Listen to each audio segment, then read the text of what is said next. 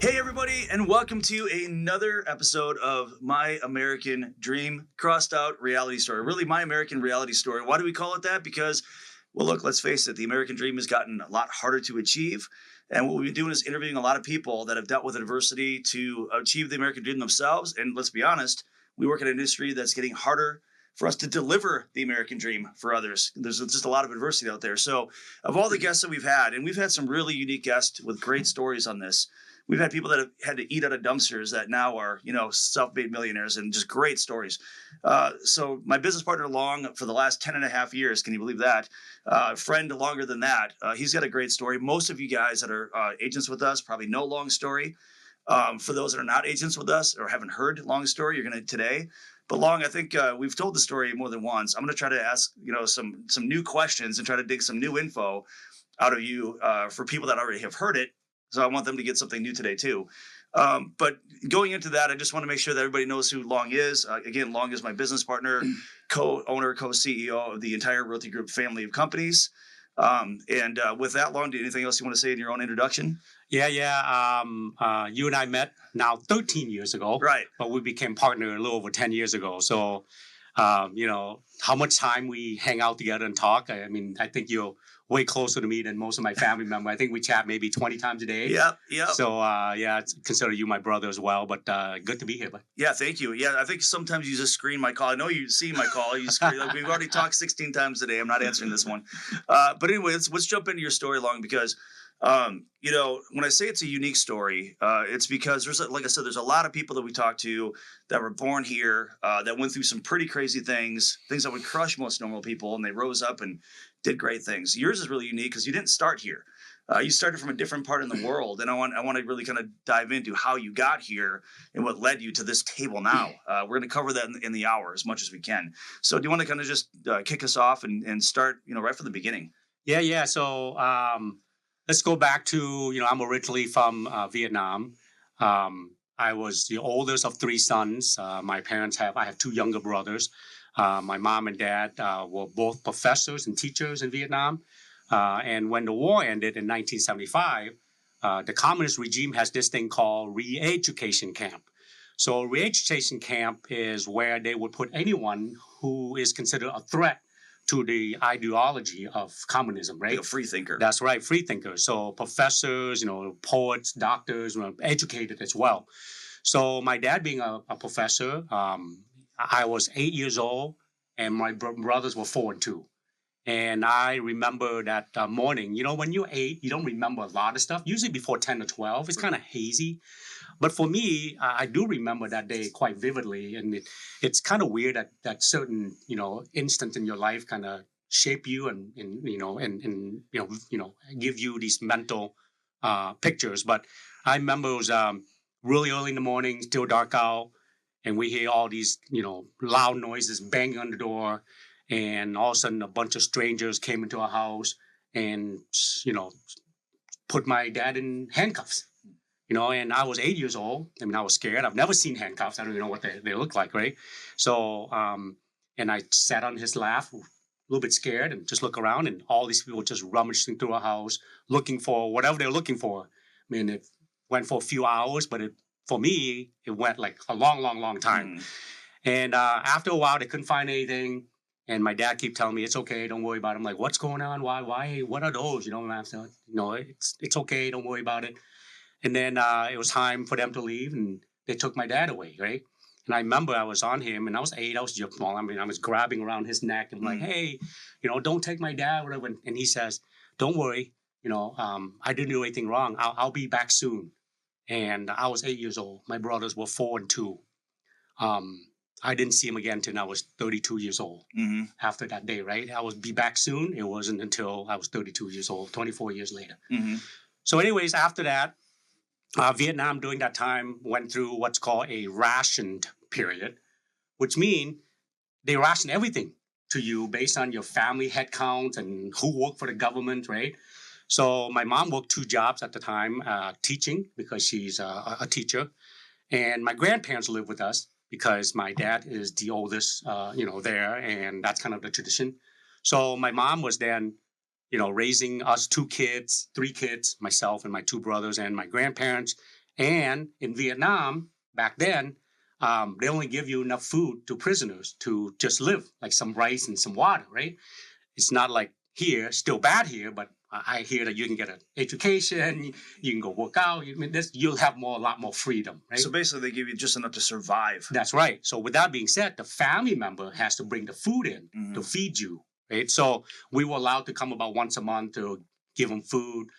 Sometimes we'll get to see him, sometimes we don't. If he's being disciplined or they just don't feel like, you just drop off the food, right? But you come every time with the hope that you get to see your dad. So the first time he was within an hour of where we live. So all three of our kids would always come with mom to drop off the food. Sometime grandma would come with just in case we get to see him, because you don't know. It was usually about once or twice a year we may get to see him briefly, right? But anyways, so during that time, my mom was working. I was about 8. And every day after school, I would go line up on behalf of my family, in this long line. So think of depression time. When people sit in this bread line, they call them, long line. Well, that was us. Just to get your rations. That's right. So Monday, we get like spices. Tuesday, detergent. Wednesday, some rice. Thursday might be some protein, whatever it is. You literally get your ration. And if you run out of it, you're screwed. You're screwed. That's right. So you better ration and eat, right? Right. But it's not free also. You actually buy it. You buy it. That's all you get. Yep. There's no like, hey, if you get more money, you can buy more, less, whatever, right? So that's what I did, from the age of 8. That was my job every day. Usually, especially in the summer, the hot, humid, you've been down to Florida, multiplied by 2 during the summer, right? You go outside and you start sweating like you're in the steam room. So a couple hours, that was my job. I come back, I did that. Well, during that time, a lot of people left Vietnam for a better life. And most people left by boat because we're a coastal country. Some people did by foot. I know interview one. They kind of did that, right? Right. Go through Cambodia and Thailand and mountain, a lot more dangerous. But when you say they left, they weren't allowed necessarily to leave, though, right? You escaped. You had to escape, right? That's right. I want to make sure we cover that. Yeah. So about 2 million people escaped Vietnam, and more than 90% of them was by boat. Yep. So then we will call them the boat people. And the survival rate at the time was less than half. Because here's how it would work. Like for me, by the way, it was my 3rd try. My first try, we didn't make it. My second time, I got caught. And during this time, Vietnam was at war with the Chinese. And if you were 18 years old and older, male, because you're not allowed to leave the country. Right. It's not like you can leave, like you said. Right. You have to escape. Yeah. So if you get caught, there's a penalty. That's right. And the penalty is death if you were 16 or older, right? So for me, it was my second try. And how old are you at this point? 12. 12. Yeah. My first time, I was about 11. It was my mom, myself, my 2 younger brother. And this is not free either, right? You pay to get a spot on the boat. So my mom paid for all 3 of us and herself. And we were waiting at the pickup point. And she changed her mind. She shared, of course, later that if we leave, who's going to take care of your dad and your grandparents? Right. Yeah. So she had second thought. She changed her mind, said, nope, we're not doing it. Already paid, but whatever. We found out later that whole entire group made it. Oh, I didn't hear that. I didn't hear that before. Okay. Yeah, so we were to have gone on that trip. But you'd have sacrificed. Correct, right? That's right. Sacrifice who took care of my dad and my grandparents. Yeah. So we came back. We scraped. The second time, my mom, younger brother, was a mechanic. So she was able to negotiate. Hey, you take my brother. I get a couple of free spots on the boat. Except she wasn't going to go with my brothers because no one would be staying back, right? So she sent me, her brother, her dad, my grandpa, and her sister. So there's 4 of us versus us family 4. It was me and 3 other family member because of the mechanic work trade, right? Right. So we also said, hey, if something happened, my grandpa's old, my aunt and me, I was 12, my uncle would bail. Right. No matter what, we already planned ahead of time. Right. Well, we got caught the second time. Yeah. Because what happened, Mike, is these river fishing boat, they were converted into, the escape boat. Like a smuggler vessel. That's right. So underneath the boat, the belly of the boat is where you would hide underneath, right? Yeah. So we would fish down the Mekong River, which is a major river that runs throughout the Asian country until it goes out to international water. And you go through checkpoints and you will bribe the Coast Guard to let you through because, come on, look at it. This boat is sinking more than it should be, right? Yeah, there's something going Something's on not right? So this time they took the money, but they still turned us in. Of course. Yeah. So the Coast Guard come charging whatever, and my uncle bail. He jump off, and we already knew that would happen. Right. Well, we get caught, and I remember it was for 2 days. Because women and children were treated differently than Correct. grown men. They weren't treated nice, but they weren't going to be killed. Right. Right. So of course they took all the men away. There were many men in that group. So I've never asked you this question. When they killed people, did they do that on right there? Yeah, it's a very good question. So because of the war that was going on, Yeah. they didn't want to waste a bullet. They literally just shipped you to the front line, let you run around until you get shot. Really? They didn't give you a gun? That's no, yeah. You don't even know when you're gonna die or how you're gonna die. I mean, Wow. that was stories that you told, so you're scared, right? Like Yeah. back in the old day, they would hang you in the middle of the square or whatever Yeah. to make an example. I mean, literally, there is a death penalty that Yeah. you don't even know how it's gonna happen. Yeah, you're sent out there to die. Correct. Gotcha. So they took all the men away, and then we were sitting there for 2-3 days in the hot sun, humid. And I remember they were just teasing us, like no food, no water, barely any water. Hey, don't worry, the Americans on their way to pick you up. They're literally just teasing us while Yeah. we sat outside. And then eventually they let us go home. Mhm. So that's my second try. So my third try, I knew I was going to leave at some point. Yeah. But I just didn't know when because I'm 13 now. Mhm. And if I knew when, I'm going to tell my brothers, my friends, right, say goodbye, whatever Right. it is. But I knew it was going to happen because we had this discussion. My mom told me that you're the oldest. Mhm. And you have no future here because with my dad being on the list, I could not go past high school. I would never go to college, right? So I have no future there. And of course, in our family and most family, education is important. And for you to move on in life, have a good life, and you Mhm. got to have opportunities. Right. Pretty much we have no opportunity in our family Right. because of my dad, right? So we knew it was going to happen. I just didn't know when. And it was the one night that was going to happen. Both of my younger brother got to go to my cousin for a sleepover. Now, I'm not very smart back then. I'm not very self-aware. As we get older, we become a little more self-aware wiser, of the yeah. environment, right? I'm like, I should have thought something not right. It's Right. a school night. We go sleepover. What's with that? Right. And my grandma, of course, made me my favorite meal. It's barbecue pork, right? And I didn't have to share with my brothers. Is that still your favorite meal now? It is now. Every Yeah. time I get with my mom, she'll cook that for me. I'll say, this is your favorite meal Favorite that grandma meal. always cooked for you, right? Yep. And I got to eat that. Didn't have to fight my brother. And then both my mom and my grandma told me, let's go to bed early tonight. I'm like, okay, fine. And then they both were like sat with me for a little bit, say they love me, which is, again, I should have looked through it and go, okay, sums up. This is different. That's Something right, different, yeah. because in the Asian culture, a lot of me and a lot of our friends, right, are Asian. We don't, it's the affection, showing affection is different. Yeah. It's not like you sit there and you like hug them and say, I Right. love you and all that. It's different. Right? Yeah. But I should have thought of something like, hey, we love you, whatever. And they hang out with me. And then I went to bed and then it was dark out. I got woken up and it was 3 a.m. Mm-hmm. I knew it was go time. Yep. My mom said, it's time to go. I'm like, okay, I get it. Yep. So I've been through it before. Like, I kind of know the drill. Like, okay, fine. And then I remember last time too, grandma said goodbye. So only grandma knew. My dad didn't know. My grandpa didn't know. Because they knew they would not allow it because Right. it's a 50% chance. You go, you're going to die. I'll never see you again, right? You're Right. not going to risk it. Hey, let's talk about that for a second, because as a kid, your chance of death isn't being caught That's right. by the checkpoints. That's right. There's a different cause of That's right. death, and Yep. we haven't touched on that yet. Yeah. So we might want to do that. But there's a heavy risk if you do make it. Yep. There's as much, if not more, risk out there. That's exactly right. So what happened is, so they would woke me up and grandma, gave me a hug and said goodbye. And at that time, Mike, I didn't realize, right? Because I went through the last time. I'm thinking, how you all go through experiences and they start building your expectation. Yeah. What do you think? So I'm imagining, okay, grandma, I'll see you in a See you couple later. days. Yeah, see you later. Like last time. Yeah. I'll probably be caught again. You're thinking this is gonna suck. I'm gonna have to sit here for 2 days again. I know, Get right? ridiculed. Yep. So, but jokingly aside, I didn't realize that's the last time I see my grandma. Mm-hmm. Right? She cooked me my last meal and I gave her a hug and she died a few years later and I never saw her again. Right? But I didn't realize at the time, which is now, it's thing you go through that you learn.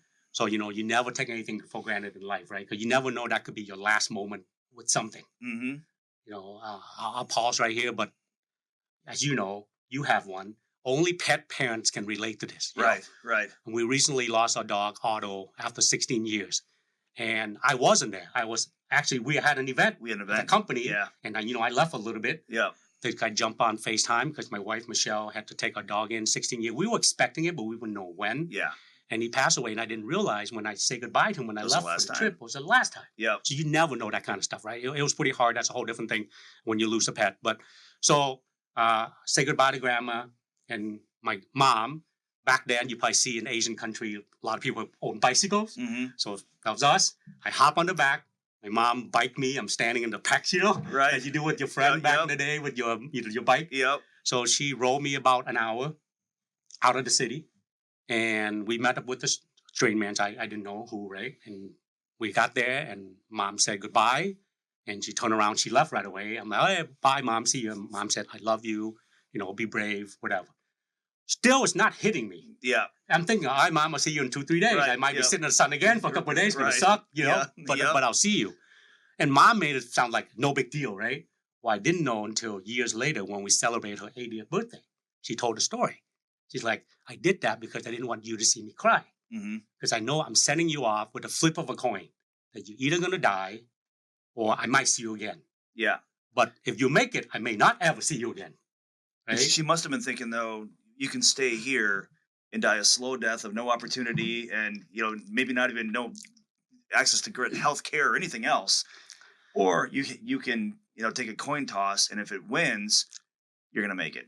I mean, you have kids. For those who have kids, imagine sending your firstborn away, knowing that you may never see him again because he's either going to live or going to die, but you may never see him again. And if you get to see him again, that also sucks. You can't win. You can't win. If you see him again, he got caught. It's lose. Yeah. Right? You don't see him again, he made it. You don't see him again, he might die. There's like no win-win in here, no whatsoever, right? Correct.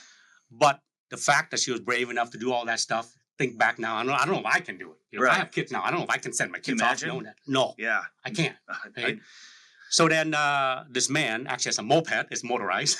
I got to ride in the back. We went another hour. So you upgraded vehicles. That's right. Yeah. To the meeting point. And I live in Saigon, which is now Ho Chi Minh City. Mm-hmm. Right? So we live in the city. So, you look at the Vietnam War, you see a lot of rice paddy fields stuff. I've never seen them, right? Until I was trying to leave the country. Right. So anyways, I got to the checkpoint. By now it's about 5 o'clock. Still dark. And I was the last one to arrive. He dropped me off. And there's a group of 8 of us. And that's how it was the first 2 times. Right. My mom and us were with us in another small group. I made it with another group. So I kind of know the drill here. Right. So then as soon as I got there, we started to walk, from the little meeting place house to this now I'm like in a village, right? Mm-hmm. So through, some road and then a little rice paddy field you got to cross because you don't want to take too long. You want to cut across toward the river. And I was 8. And I was in 8th grade, so I was 13, but I was very small back then. I'm kind of tall now for an Asian guy. Right. Not that tall either, but taller. Right. And back then I was really little. So in 8th grade, when my kids in 8th grade, I would go to 8th grade to share the story of myself at my kids' classes. Right. Let them know, hey, when I was 8th grade, you guys were worried about video game not working. Right. This is what I went through. Right. And Mike, I have a small bag I still save Mm-hmm. of the clothes I wore when I left. Really? Yeah. I did not know that. Yes, I'll come share one of these days. I'll even show it. Still have it. I want to see that. And the pair of short and the shirt is so little, it'll probably fit someone who's maybe in 5th grade So right you now. fit like one of your arms in there. That's right? Yeah. So anyways, I was fighting through it and it all, wet. And I was so small that the mud was like up to my chest. Mm-hmm. No one knew me. They don't Right. care who I am. They're worried about their people, right? Of course. So like, I'm just trying to keep up with them, but I kind of know the drill. It's still dark out. We finally got to the river. We got on a smaller boat, which is, we call it the dinghy here, right? Yeah. So just enough, big enough to take us to the big boat. Yeah. Right. So this boat is actually bigger than the last one that we've been on. Okay. So when I got there, we were kind of the last group to come as well. We got on board and I came down to the bottom. I go, wow, there's a lot of people here. It was a big boat, right? Bigger. Well, people can't see, but if you're on any normal office or bedroom, think of it like a 2-bedroom. Yep. Of the normal bedroom, not the nice big bedroom, right? Right. We're in Northeast Minneapolis right now. Think of your city bedroom. Right. 2 of those. Right. I was one of 153 people when I found out later. Yeah. Okay, one of 153 people. So I got underneath the bottom of the belly of the boat and we started to fish. And just to reiterate what you said, you're talking about the fact you crammed 150 people into what would be equivalent to a couple bedrooms. Just So imagine shoulder to shoulder. shoulder to shoulder. Where knee you to and I are knee. sitting right now, there's probably 5 of us Right, knee to knee, ankle to ankle. I mean, on your ass, right? Yeah, It's not like a bench you can sit on, not Right. like your chair when you go on a cruise. yeah. Um, And again, how long was that Yep. down the So river? as we go down the Mekong River, we fish down, we go to checkpoint. Yeah. And every time we go to checkpoint, you hear on the top, and So those be will come in. quiet. That's right. You Yeah. be quiet because yes, we're going to bribe them, but they're going to know something's going on. Right. And you definitely don't want to give them an excuse to look, check. right? Right. And there's a lot of men on this boat. Right. You know that's a death sentence for them. Right. Matter of fact, there was already talk about, hey, if you got kids, some people did bring their younger kids, right? Yeah. If you got kids, you make noise, you're going to muzzle the kid. What do you got to do? Yeah. We're not making noise, Right. right? So a couple times down on Mekong River, knock, knock, knock. Well, this time we made it through all the checkpoints, Right. okay? But we sat down there, as you asked earlier. I mean, people go number 1, number 2. We just got passed some water around, like little tiny rice passed around. So let's take a second on that. How long was the journey on the river again? So by the time we got out, Yeah, it's been 3 days. 3 days. So imagine how many times people Oh yeah, crap themselves yeah. and peed Thrown up. everywhere, thrown up everywhere. right? And you probably had that on you. Oh, underneath yeah. the stuff. Oh yeah, you literally, You're in it. you just imagine, you go to, because camping, sporting event, Yeah. concert, you go to one of those saddle houses. Outhouse. Yep. That's right. That's what you're sitting in. Except hasn't been cleaned Right. in months, Right. and no air, Yeah. no light. And you had to breathe it all. That's right. Yeah. For 3 days. You had to be just throwing up left and right. Exactly. So as we go down, we finally made out international water, and this is, you watch TV show or you see pictures of books. This is where we get to go topside. Yeah. Because you're now international water, you can get up. So everybody got a breath of fresh air. That's right. So everyone got let up, and I was one of those got polited. I'm trying to help people up. Yeah. I'm one of the last one to come up. And Mike, just like we talked about, I got up and I smelled that fresh air. Yeah. I'm like, holy shit! excuse my French. I was like, I've been in hell. I just Right. went to heaven. Right. Just the fresh air. I'm all excited. I'm this 13-year-old boy. I'm like, oh, this is awesome. But the things we take for granted, a nice day, fresh air, and people are focused on the wrong problems, right? But when you don't have that, It's a point of reference. it right? is. Yeah. So I remember getting so excited, and I look around, and everyone looked scared. And all of a sudden, it hit me too. I'm like, oh shoot, I know now. Now what? I'm at the point of no return. Right. Now this is what we were talking about a minute ago. That where the real danger, That's right. isn't just the checkpoint. It's the fact that now you're out in the open ocean. Yep. With no plan. Yep. So the escape plan is, if you ever make it out of here, you would float in this river fishing boat, not even ocean fishing boat, right? Right. Until you hope you run across 2 types of people. Back then in the early 80s, and the economy is pretty bad, Mike, all around the world. Mm-hmm. And because of that, a lot of the fishermen would turn pirates. Because they know a bunch of Vietnamese boat people leave, and our money's not even worth, the papers printed on. Right. So people would convert them to jewelries, Right. and then they would take that with. So these pirates would look for these river fishing boats that can't outrun them, can't No. outmaneuver them, right? They come on board, they take all the jewelry, they literally will strip everything. Engine, gas, food, they take everything. Most of the time, they rape the women, Mm-hmm. and then they would sink the boat. Now, that sounds bad, but that's actually considered mercy killing. Because otherwise you're gonna Float float until around. you have no food, and you will flip and die, right? No engine to Yeah. maneuver with the wave and all this A other. miserable death. Absolutely, right? Yep. So that was the mercy killing. Yep. So you would to float, or you run across a big, huge ocean of some shipping boat Yeah, an That ocean just- liner of some kind. coming across and see you. And what happened is they will call into the nearest refugee camp. So during this time, the Red Cross has set up refugee camps all around Vietnam, Thailand, Malaysia, Indonesia, right? So that when you're nearby, they will come out and get you. Yeah. But they're not scrolling around looking for you, right? Because they don't Right. know this massive ocean where you're going to end up. Right. So for us, luckily, we started to floating, and we didn't run across any pirates. How long were you out there? Ended up being four more days. Okay. Okay. So I'm sorry, 7 days. It's been 4 days since we left, and 7 more days. It's 11 days total 11 by the total. time. Yes. Got it. So we had like 1 day left of gas, and we ran out of food. We had some water left. Yeah. And remember, 153 people, Yeah. and you can't bring that much food. It doesn't No, take that long doesn't before take all the long. food's gone, right? That had to be a little bit scary. Exactly. Now, we did see floating bodies, so there must have had one nearby happen at some point ago. Right. Yeah. And I'm 13. Yeah. I get to see floating body, and Was it multiple? oh yeah. So you saw- I've seen like handful. It's not like hundreds. So Yeah. I'm sure there's some. It's really weird if you have never seen one. It's really strange. It's bloated. Yeah. And I don't want to get graphic on it, but it's like leave in your mind that look. Yeah. It's pretty scary Death actually. is not pretty. No, and especially that kind. Yeah.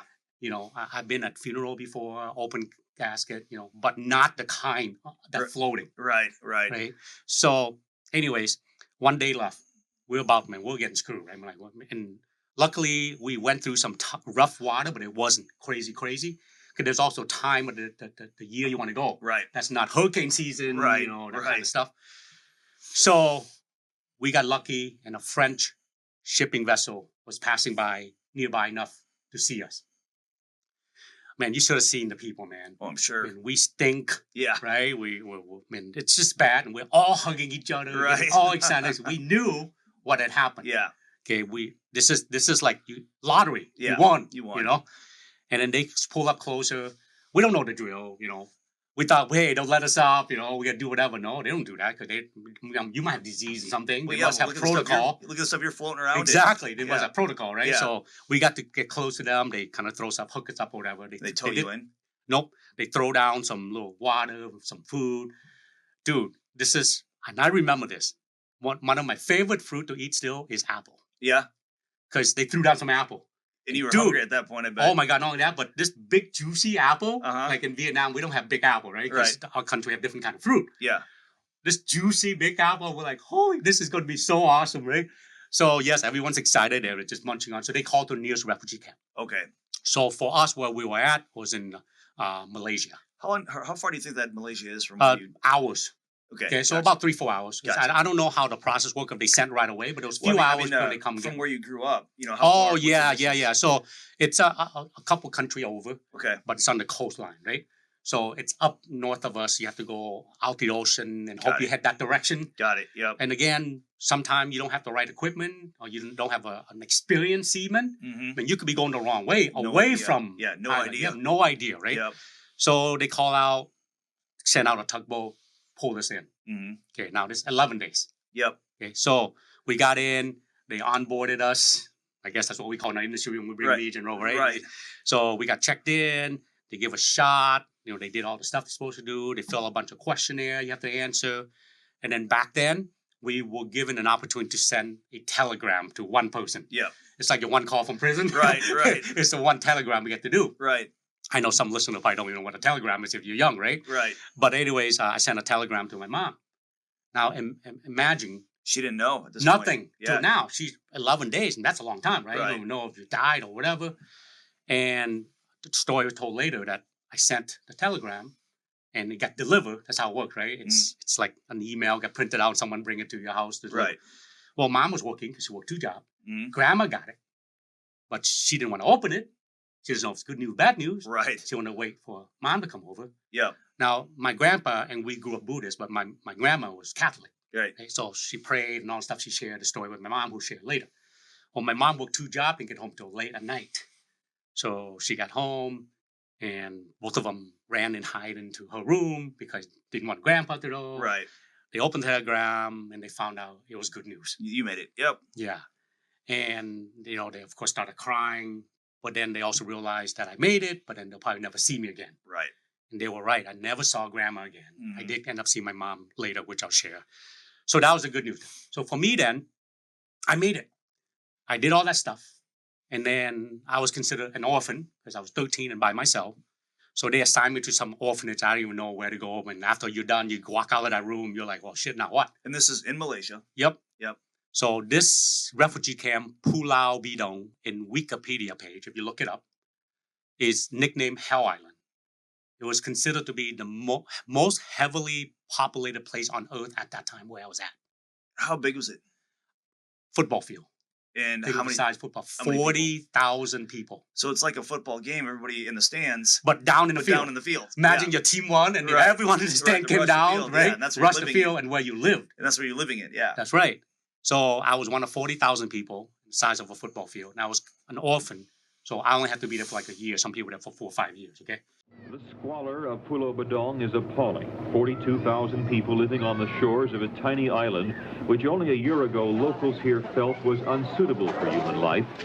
It's Malaysia's largest refugee camp. Sanitation is the island's biggest problem. The beaches littered with refuse, becoming a breeding ground for disease.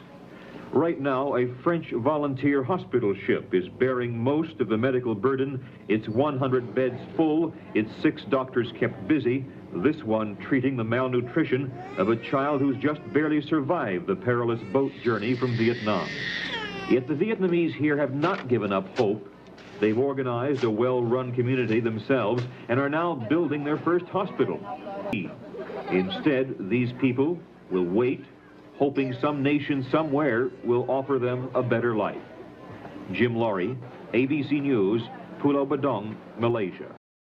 So what happened then my first night, I finally, I don't know where to go. So I start heading toward the beach, and it was starting to get dark, and I don't know anybody, lots of people, but I remember going, man, I don't know what to do. So I just found a spot on the beach, and I just sat down. And that's the night I share a lot when I tell my story, is the defining moment I didn't realize, because as you know, Mike, your mindset, right? Mm-hmm. Your why and your reason or whatever it is. Mm-hmm. So I sat down, and it got dark. And I remember looking out the ocean, and I remember thinking, well, shit, I made it. And then all of a sudden it hit me. I'm like, well, wait a minute. Is that good or bad? I start going, well, hell, am I lucky or am I unlucky? Because everyone I knew on the other side of the ocean, I'll probably never see him again, Mm-hmm. which is actually true. I've never seen anybody again except eventually my immediate family. Yep. Okay. I looked there. I started crying. I'm like, well, this sucks, because now I also know, well, you know, because you made it, you know what your job is, right? You take care of yourself, and then you figure out how to help the entire family back there who's going to wait on you. And that's on a 13-year-old. 13-year-old boy. Yeah, that's a lot of pressure. I'm staying going, this sucks. Right. I don't know what to do What now. did I get myself into? I know. I started crying because I feel like hopeless. After I got over that, I'm sad. Mm-hmm. I start realizing what's next. I felt hopeless and helpless. I'm like, I don't know what to do now that I'm here. I'm 13. I didn't even thought I would make this far, right? Right. You were expecting to go home. That's right. So I started crying. I cry all night, man. I mean, that's like the first time I cried without like fell or got beat up or got hurt or something. Pain. Correct. Yeah, it was physical emotional. Pain. Yeah. Right. I emotionally cry all night. Mm-hmm. I remember then the sun started to come up and people started to wake up. I didn't sleep at all that night, right? I just sat there and cry. I mean, and of course, I could write a whole book about that night because all the thoughts I was going through, right? Mm-hmm. And the scenario and all the stuff I wish I had. Had a pity party pretty much. I wish it wasn't me. Right. I wish my brother was with me. I wish my mom was here to do what you got to do for me, right? I just didn't know anything. I was like, now what? And then the sun started to come up. And I'm like, oh, shoot, people are waking up. I just got to figure out what to do. And I remember at that moment, I did not realize it, but I made a decision that I think like made me who I am today, that could have gone a totally different way. Mm-hmm. I decided instead of being unlucky or victim, I decided I was lucky and I'm a victor. Yeah. I remember telling myself, put your big boy pants on and go figure it out, right?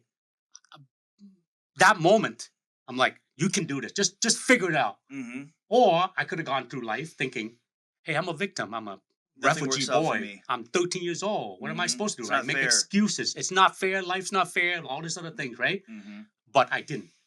And that moment I share back later all the time is that this is the reason why you and I do what we do as well, right? Besides in the real estate space, we want to help empower people, help them with mindset. And that moment of feeling helpless and hopeless, I never want anyone to feel the way I felt that night. So I would do anything to help people through anything they can if I can, right? Mhm. So anyways, that was the first night. Second night, when I actually got tired and I actually went to bed because I found my orphanage. You know, there's like 9 of us in there, 5 boys, 4 girls, right? And there's a kind of adult couple that kind of assigned to help look at us, you know, Look over. us. Yeah, look over us. So the first night I went to bed and I woke up. We now have a new small puppy. He's like 4 pounds. Right. Right? He's 10 weeks old. But anyways, I woke up and rats were calling on me bigger than my puppy right now. Oh, wow. Yeah. It was like running around, crawling all over, making noise. So I'm like, what's going on? I'm waking up and I still have those thoughts right now. Oh, wow. It's scary. Yeah, that's a nightmare. Yeah, right. Yeah, you said it right. It's crazy. So, anyways, that was my life for about a year Mm-hmm. until we came to America. Which were straight to Minnesota. Yep. So what happened in a refugee camp is you have to declare where you want to go and then hope you have a sponsor. Well, my uncle, who's my dad's brother, left Vietnam in 1975. So he lived in Minnesota here, and he sponsored me, along with I have an aunt in Arkansas as well. They both sponsored me. So I had a sponsor, Mm-hmm. and I was an orphan. So I have priority. So I was only there for a year, but there's people there 4 to 5 years, right? Imagine living there 4 to 5 years. I can't imagine living there a year. Yeah, I'll tell you this part. The experience that we go through, we learn from it. Yeah. Right? Either we learn and confirm that, hey, we can do this because we succeeded, right? Or we learn that we couldn't do it because we weren't prepared for it. So let's learn from it so we can prepare for next time. Mm-hmm. So for me, this is the first time I learned what guilt feels like. Right. So just about every morning, it's not every morning, Mike, but just about every morning, the intercom system would come on in the camp. Back in the day, the intercom system, right? This big loud speaker, and then like, boop, boop, boop, boop, boop, listening. Every time that comes on early in the morning, but usually during the day, it's other things like announcement. But in the morning, when that comes on, the first thing that comes on, everyone wake up or whatever you're doing, you stop because it's time they draw for a lottery winner. Oh, someone's going to get off the island. They call the names of the people who get to leave the island. Yep. Okay? Yep. So for me, it's been about a year. Whatever. I've seen people here. One of my best friend, who's one of the 9 in the orphanage group, been there for 4 or 5 years. Right. He doesn't have a sponsor. You want to go to whatever America, but unless a church or nonprofit sponsors you, if you don't have a family member like I did, you just wait until someone sponsors you, right? Yep. He hasn't been yet. I mean, we're 13. I turned 14 at the camp. Okay? At 14 years old, we're having conversation that me and you may not even have, man. I mean, we're talking about like, especially him. He's like, I think I'm going to get married here and have kids here. I don't think I'm ever going to leave here. Right. I mean, that's a pretty tough conversation to have when you're 14 years old, right? So anyways, hopeless. That's right. Hopefully, it was that morning. I remember I was wherever I was at. The intercom system come on, and I stopped. And all of a sudden, of the names we'll call, it was very few, like 6 or 7 people, usually every time. My name was called. I got really excited, but it was like literally 3 seconds. And I asked the one man who's kind of the one that oversees us, kind of look over us. I asked him, did they just call my name? He said, yes, they call your name. And the guilt, Mike, took over. I felt guilty that you're leaving them behind. Why am I leaving and he's not leaving? He's been here 4 to 5 years. Right. That's not fair, right? You talk about fair, right? Right. Like, that doesn't sound fair. Right. And I remember it just came out like I'm young, you don't think and you don't have filter, right? I kind of spurted out to the man. I said, you think they'll let me give my name to my friend? Right. Because I felt guilty that I'm leaving and he's not. Right. I remember him. Can't remember it was hard or not, but I remember him kind of give me a slap across the face, like, no, you take this chance and you go start your life. Right. Get out of here. Yeah. So what happened then is, so that was the first time I feel guilt, right? I'm like, man, I'm so lucky. I feel guilty. And that's when you talk about the point of reference earlier. Yeah. It's better to feel, if you feel guilty and you appreciate things and gratitude, things change for you versus feeling being a victim and unlucky, right? Correct. Anyways, that's the first time I felt guilt. Right. And I realized how lucky I was, right? That I get to do this, right? Yeah. So anyways, you only get hours because the boat then would take us from the island to Kuala Lumpur, which is, the capital of Malaysia, where they'll fly you to wherever you're going. Right. So the bag I have now, that man, very nice, gave me a little bag. It's like a little carry bag I still have. It's blue. It's about this big. And then him and his wife said, congratulations. He gave us a pair of jeans and a shirt. Mm-hmm. So I wore the pair of jeans and a blue shirt. I still remember. No one would want to wear those clothes again. They don't look that great now. Right. It's pretty old-fashioned back in the 80s. I wore that in the bag. I have my original pair of shorts and shirt. Mm-hmm. And at the camp, there's a lot of activities. I was on stage once or twice a year to have an event just to keep people happy, right? So someone taught me magic. I did some magic show. I have that in my bag. Right. Just a couple items in my bag and my clothes. And a bag of letters. All the letters that my aunt and my uncle wrote to me during camp. Oh, interesting. Okay? That also, my mom had wrote some to send to them so they can send it back to me. Yeah. Right? So that was all this whole bag of letter, right? Right. I mean, you're 13. That's your only source of touching family. That's your lifeline. Yeah, I still have all that stuff, right? Interesting. So I took that bag with me, and and I left, and I still have that bag today, right? Yep. That's what I came to America with, Right. right? Literally with the clothes on my back, right? Right. So, anyways, I got to America. My uncle, University of Minnesota, St. Paul campus. He lived in student housing, 2-bedroom. Him, his wife, and my 2 cousins. Mm-hmm. So I got to bunk up with my cousin, and I started 9th grade, okay, in America. I left when I was 8th grade. I technically skipped a year, and I went right back to 9th. Right? Gotcha. So a couple years later, my younger brother, Hugh, also left, and luckily also made it. Also made it. Yeah. Now it was the same type of circumstance when you left. Correct. Yeah. Yep. And he ended up in Indonesia. So his camp, Indonesia, a lot of snakes. So he didn't have any rats. That's right. They ate all the snakes. Right. So he had no rats. We had lots of snakes, right? Right. So we do swap some stories. But anyway, so he ended up coming to America also within a year or so because he was an orphan. My uncle sponsored him. So when he got over, I ended up moving out. Put him through high school from 8th grade. He came over. What age were you at this point? I was 18. 18. Yep. So move out, went to school at University of Minnesota, worked 3 jobs, got an apartment that he and I lived in, raised him from 8th grade to high school. And when I got done, he graduated. I graduated. You graduated college while he's graduating high school. Yeah, well, actually, technically didn't graduate college. I was short a couple of credit, but I mean, I was done with college. Right, you were done. Yep. And it was actually the spring of my last year. Gotcha. And they have these work recruiting, what do you call them? These career. Yes, right. Yeah. The career day, right? Yeah, yeah. So you go, and I started University of Minnesota electrical engineer. I'm Asian. I'm good in math and science, and that was just typical, right? Right. But I ended up knowing I didn't like it, so I ended up switching to communication and business. So, anyways, I went through all this, submit my resume, all the stuff. I got an interview with you, and then this one place want to hire me. TCF Bank. TCF Bank. Yep. So they wanted me to do mortgages, and I didn't realize communication and business does apply to all line of work. Right. So anyways, that's how I started my career. My first 15 year being the mortgage and my last 19 in real estate. And in between that time, though, let's not skip over this. Couple things. First off, you end up growing your own independently owned mortgage company. So you were working for a bank. You eventually opened up your own, was a correspondent or broker. Yep. Company. So after I worked at TCF Bank, I went to US Bank, and then from there, a couple friends, just like you and I, ended up being. We started a mortgage company, and I came over with a couple other guys from the mortgage company I was working at. Mm-hmm. So eventually, I went from a bank to a mortgage company, Mm-hmm. and then to a mortgage company to our own company, Right. independent. Independent. Yep. So when we started, it was like 5-6 of us. Yep. Kind of like when you and I started, Right. right? We had 8, I think, when you and I 8, started, right? Yep. And then my job was also to recruit and to help bring in and grow the company. We ended up like about 160. Right. We ended up being a correspondent lender with underwriting in-house, the whole thing, right? Your own credit line. Yep, Right this was mortgages. in the Yep. early 2000s. Yep. When mortgages were off the chain. That's right. Yeah. I mean, it was great, crazy. It was Yeah. like the Wild Wild West, actually. Yep.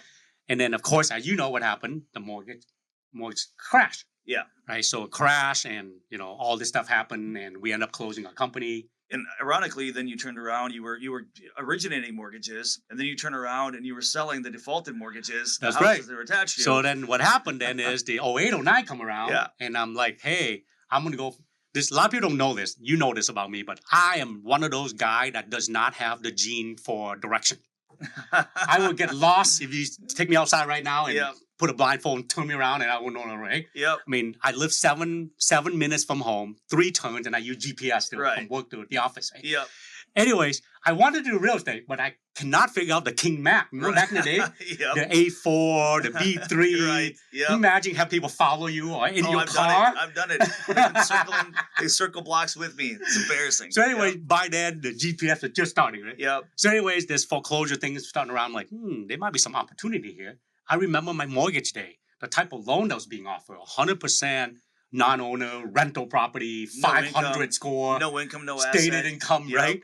So I'm like, that stuff's got to come out. Yeah. The market's going to crazy. So I went right in, took the opportunity, went into foreclosure listing. So you were listing, you were in real estate now, but you weren't focused on, again, driving around with the King's map and driving buyers around. You were focused on selling what they call bank assets Yep. for closed homes, which is a whole different product line, whole different deal. But it is ironic that you were originating mortgages and now you turn around. You're Well, selling some of those I'm selling the one that might have my mortgage company name on it, right? Yeah. But That's yeah, funny. so that's what I did. So that's how I started Realty Group, is just to have my own brokerage. But keep in mind too, right? So that mortgage company you had during the crash, that whole thing dissolved. So you built this company, right? And then it dissolves, which I want to touch on that for a minute because so many of us go through something that we try and we build it up, and all of a sudden, whether it's a marriage or a business or something, we run into a huge problem, maybe even have to start over from scratch again.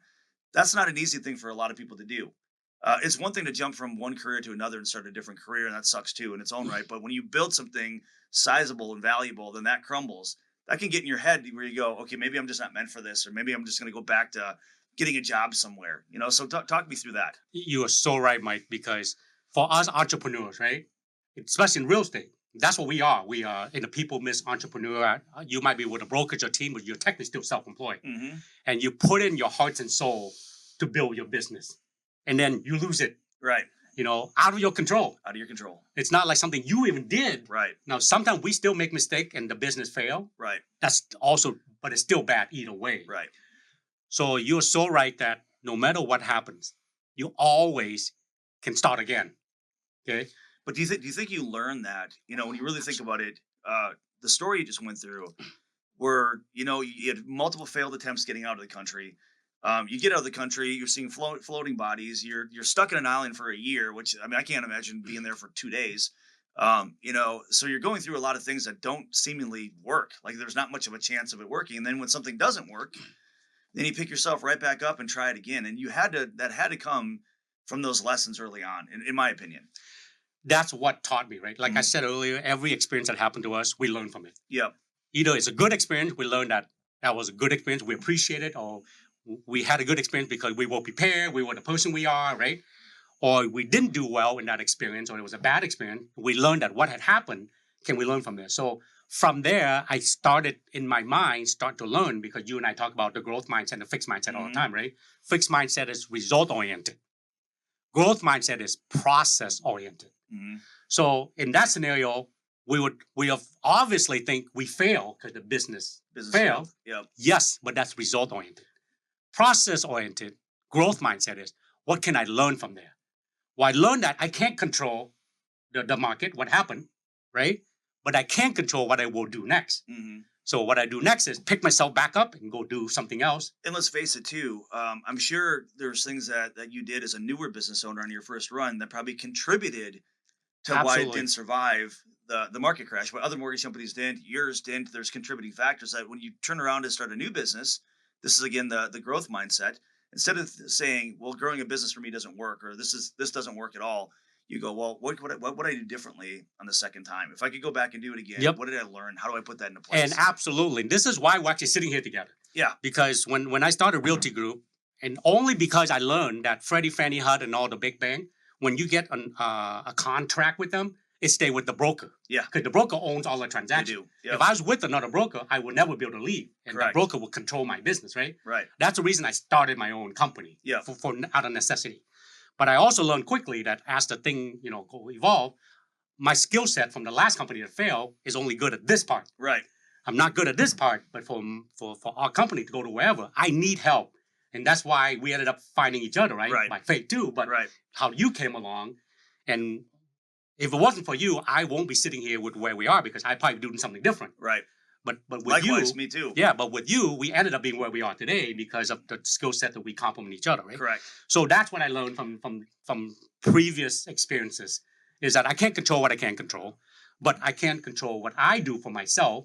And then I look and go, okay, if I need to go from here to here, how do I get there? So I create all the steps to get there, and I reverse engineer back, and I do the first one first. Right. Right? For me, set up my brokerage. Mm-hmm. Go meet with a bunch of people at Freddie, Fannie, HUD to see get the listing. Right. Once I get the listing, I do these, and these. Right. So it's the if this and then what. Right. Right. If this happened, and then you do this. You're building on a process. Process, right? And day long. which is what I learned from the previous failed business Yep. is that system run business, people run systems. Mhm. You and I talk with our team all the time. First, let's look at the system and the process. How can we improve it and learn from last time? Our process is so tight right now that very rare something happened we didn't build for it, right? Correct. But when we do fail and something we weren't prepared, we build for it for next time. We learn from it. We learn from it. And then we plug in the people. We do. Right. And frankly, I think this is really important to talk about because, and we see this with our own agents. We see it with real estate agents in the industry all over the country. We see it with other business owners. We see it just with people in life. And I mentioned, simple things in life like, a failed marriage. How many people go, well, I'm never getting married again, or I'm never going to date again, right? Something didn't go right once, and they automatically throw the entire thing out, right? They start a new venture like getting into real estate. They realize the first couple of years it's really hard and never takes off the ground. They go, this just doesn't work. Instead of looking internally, they think, what can I do differently? What can I do to make it work? Because guess what? Anything is possible. Whether it's a relationship, a business, selling that next house, doing mortgages, whatever it is, losing that 30 pounds, whatever it is that you tried and failed, doesn't mean that it can't be done. It means you just haven't figured it out yet, right? And so that's the difference between the growth and the fixed mindset is, what did I learn in the last run? How do I reverse engineer what worked, get rid of the stuff that didn't work, and add new things? Yeah. That's something I think that you've done incredibly well over your life, because you've had a lot of failures, right? I've known you for years. There's been a lot of things that haven't worked out.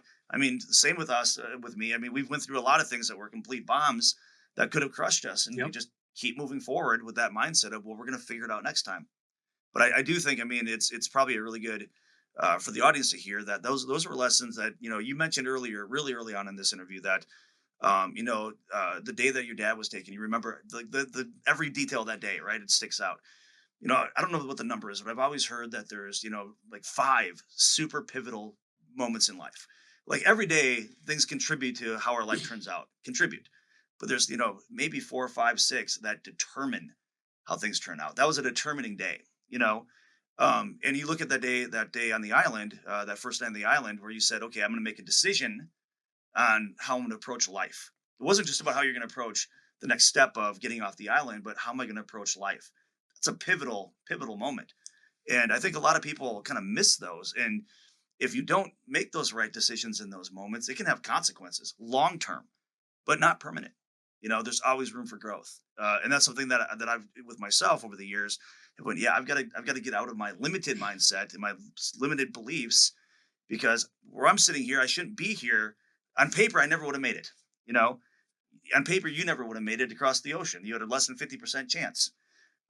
So anyway, I just, not to go too on a tangent. Yeah. So what you said is very important, that for every person that have come a long way or have some success story, there is a story behind that success.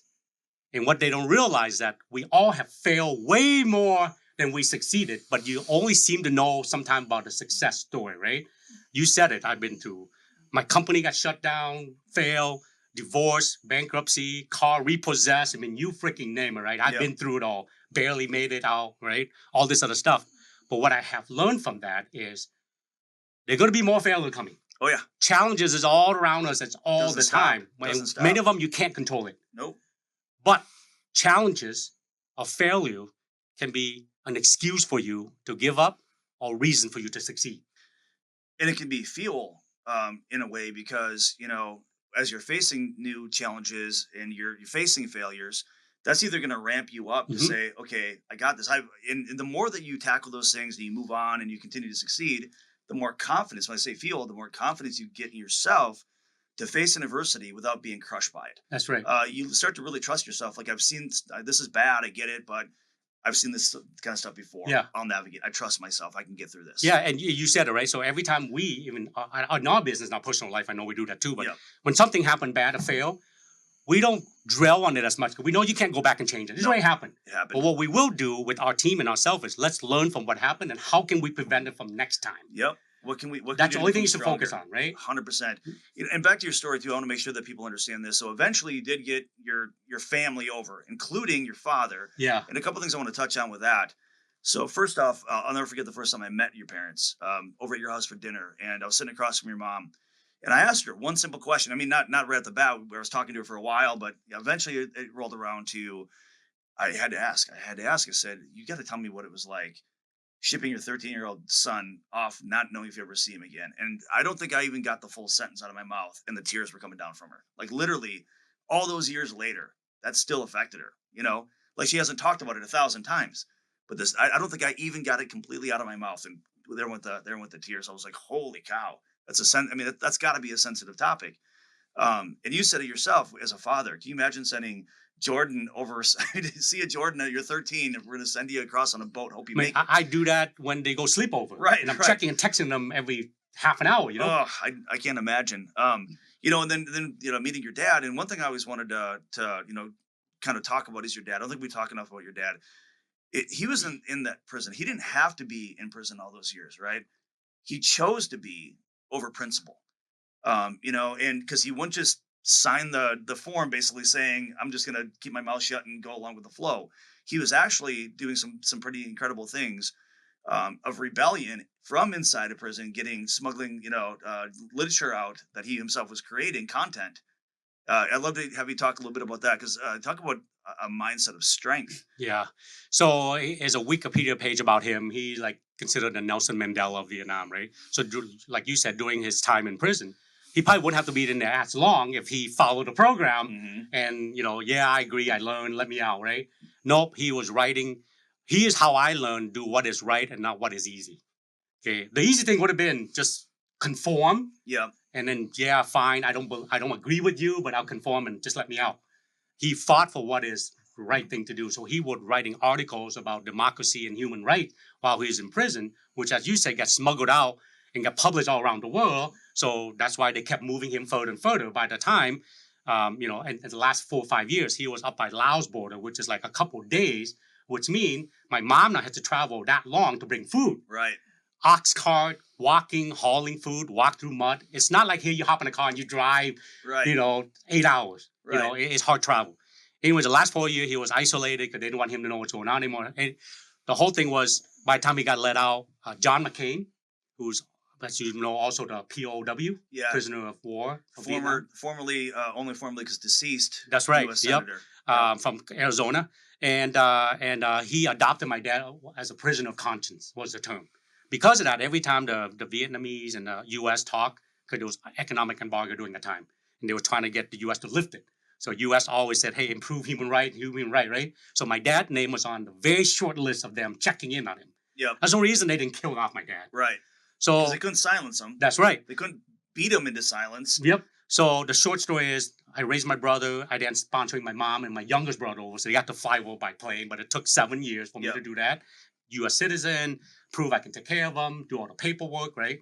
And then eventually, the U.S. got them to agree to release my dad on the short list for them before they do whatever. They negotiated. Mm-hmm. And my dad being isolated for 4 years, like, hey, I'm not leaving the country. Now I'm a symbol. I can't leave. Looks like So you guys had to yank him out of the country, that's right. basically. Yeah. So, we have to literally tell him, hey, get out here. You can still work out here. Yeah. By the way, this thing called email and internet. Yeah. He didn't had no idea. I know, right? Yep. And isolated. There's a whole story about that. That's right. There's a whole story about all that stuff. So that's how he eventually ended up. So it was, in 1990, my mom literally told him, my brother, he's getting married in a month. You get to see all your family and attend your son's wedding. Get out here. His eye was really bad. He's almost a little, blind because he hasn't upgraded glasses. His kidney was really bad. In prison for 20 some years, right? Right. So pretty bad condition. So he was not going to live much longer. Right. So he agreed to leave, and there's a whole story behind that too. How long ago was that again? 1990. 90. Yep. So that's been now 30 some years now. Yeah. So he's survived long enough for me to meet him not that long ago. So he's a tough guy. I'll tell you. But I've never really asked you this, but had your dad got along, and just went with the program, you'd have been reunited with him a heck of a lot sooner, maybe almost right away. Do you or any of the family hold resentment? Like, would you just have, for your family's sake, would you just have said what they need you to say so you could come home? The Vietnam War, any war actually, right, is bad. Doesn't matter which side you're on. A lot of the Americans gave up their life, and the struggle after the war, right? Very with tough. them and their family and the relationship. Yeah. Vietnam as well, when we're all torn apart, for many years. So I was 8. At least I knew my dad more than my 4 and 2-year-old brothers. Right. Yep. So I understand him more, I guess. I accept, whereas I see him like, okay, I know what you did. I learned from there. I don't know if I would do it. Right. So now I spend time with my family differently, learn from there. My two younger brother is pretty tough for them. They're still trying to reconcile with it. They struggle with that. They right? did feel resentment, like you chose other family over us. Yeah. Right? So it's still pretty tough for them. But yeah, you hit it right on. Is every decision you and I talk about all the time. We now own a brokerage of about 750 people, right? Mm-hmm. I don't care how old the agent is, how experienced, they're all kids. Right, they are. Right? Yeah, we're like the parents in this role. Yep. And no matter what, you want to be able to take care of your family and all this other stuff. And if you can't, you feel like you fail or whatever, right? Well, for him, he decided that Vietnam was his family. Right. So he put priority there, which not many people can do. Not many would all do the that. sacrifices, Right. And his biggest sacrifice is his family. Yeah, and that's the thing is, talk about a decision. You were on the island that night, had to make a decision, right? Am I a victim or victor? I'm sure he went through something similar. Do I stand by my principle for a greater good that I don't even know what's going to happen if I do this? It could have a huge impact, or it could become absolutely nothing. Or do I go home? And you have to think that decision that was a very concrete decision. Like he made it, never looked back, and wasn't going to be deterred off of that. Looking as an older man now, and if you were faced with that decision, or not even you, but thinking about the decision he was faced with, do you find more respect for the decision he made, or do you kind of went, I would have done something differently? Yeah. So you and I talk a lot about this. Every decision you and I made, not only affect our own family, but the 750 people and Everyone. their family, right? Yeah. So we have a big responsibility we don't realize as brokers. Right. We are leading our company, making decisions that we make for the good of the other people, and not us. And sometimes they don't even understand it. Like that they don't I know, even understand why we need to make it for them. Yes. Yeah. So that decision, that every decision you make affect the people you love. Right. It's now the priority of who those people are. Right. And for him, the decision he made was a priority for these people instead of this people. Yeah. And I learned from that. Because of that, some people will be happy with your decision. Some people will be unhappy with your decision. Every decision. Yep. That's so how do you determine which one's the right one to do it? For me and you, at the end of the day, it's what is the right thing to do. It is. Yep. Not to make someone happy or to keep someone on your side or your friend. This is the right thing to do based on the information we have. Right. And, what he did, what kind of outcomes, positive outcomes, have you seen from that? What did he accomplish? Yeah. You asked my two brothers, they're like, Vietnam, still Vietnam. You Right. wasted your time. Right. Honestly. That's exactly it. Yeah. So that's what I'm wondering. Correct. What do you see? For me, what he's done is, that's what you and I believe, this is my way to do, like my dad, but real estate's my platform. Mm-hmm. For me, I believe he's changed people's life in different way that people can't even imagine. He inspired. That's right. He inspired people to, because of his story, maybe they did this decision, or they made this thing, or they did something for their family. Thing we'll never be able to measure. No. And in the darkest of times, and what Vietnam was going through under, heavy communist regime rule, a simple light in the dark, can mean so much to so many people. And he did that for people. That was a huge sacrifice that I think, would I have put myself in that crosshair for all those years? I don't know if I would. It's happening. I don't know though. The years I've known you, you've done many times where you're like, I don't care what people think. This is the right thing to do. Yeah, it's true. But humbly, I would say, man, sitting in a prison cell and what he faced, that's principle. And to me, it's admirable. And I can understand your brother's perspective because they're upset they lost their father, but the world gained something it needed. Correct. And that's sometimes hard to reconcile. Yeah. Yep. So anyway, I'm sure we're probably at time. We went pretty deep in that story. What I'd like you to do along is, we got all kinds of people watching this, our agents, other agents, non-agents. What is your advice to somebody that maybe struggles with that fixed mindset or, that victim mentality? Even if people don't want to admit to themselves they have it, most people do know they've got a sense of negativity and they feel like the world's just not fair to them. And what do you say to those people? Yeah. After what you've been through? I mean, you kind of said it, but in my own word is, first of all, just be honest with yourself. Mm-hmm. Stop making excuses because things happen in life. as I share, you have your own story. When we talked the last time, I flipped it, right? I asked you about your story. I'll tell you right now, no matter how successful you are, we've all have gone through challenges. And guess what? There will still be more challenges for as long as you live. But at the end of the day, you can't control what you can't control. You only control what you can't control. So if something bad happened to you, pick yourself back up and either go get help and get a support system, whatever that might be, right?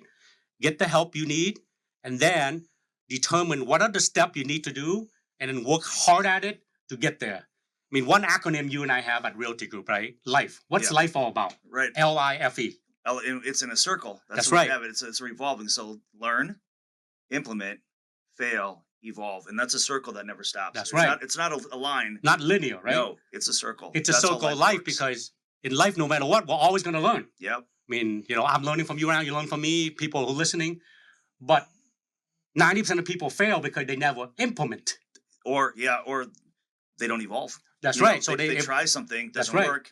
They don't evolve. Well, because when they implement, most of us, whatever we implement, we're going to fail. Yeah. First. Right. And when people ask you and I, especially, or successful people, what's one thing you wish you do more of when you're earlier? I say fail more and fail faster. Right. And embrace it. That's right, because how you learn. Lose the shame over it. That's right. Lose the negative feelings over it.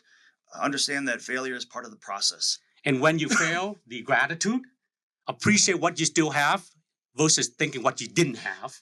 Not to get off topic, but I went through the pretty heavy reset in real estate about the time you did with the mortgage company, right? So the home market changed.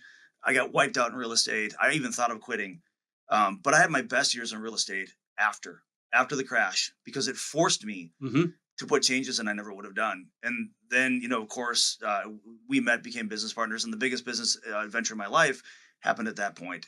Had I quit and said this just isn't for me, it doesn't work, I wouldn't be here today. Yep. So that's my advice to people is, we can't control necessarily how we feel.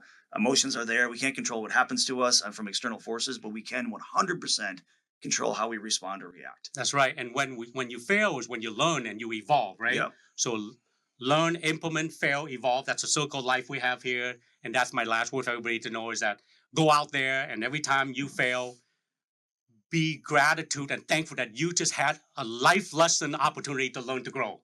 And you're one step closer to success. That's right. All right, Long, how do people get a hold of you if they see this and would like to talk to you? Yeah, I mean, nowadays with social media and online, just Google me, Long Doan, Minnesota. Should pop up some article link, so there's easy to get a hold of me nowadays. This is why we're so public that when we're out there, we got to be careful what we do, right? Because everyone always see us, they know who we are. See us, yes. So what's your phone number real quick in case people want to write that down? Yeah, 612-719-3731, 612-719-3731. I get random texts and IM all the time. Heard your story. I'm struggling with this. Can you help me? Just had a call actually 2 days ago from somebody who reached out to me, had a conversation with her. I didn't offer any solution to help. We just had a conversation about mindset, and then I recommend for her to go figure out what to do next. Nice. So I'm here. I know you are here as well. We're always here to help.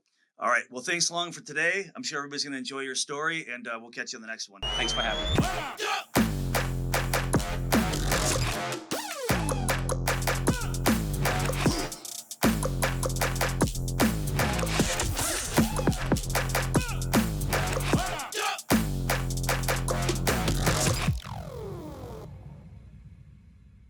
MBC. No relation to NBC.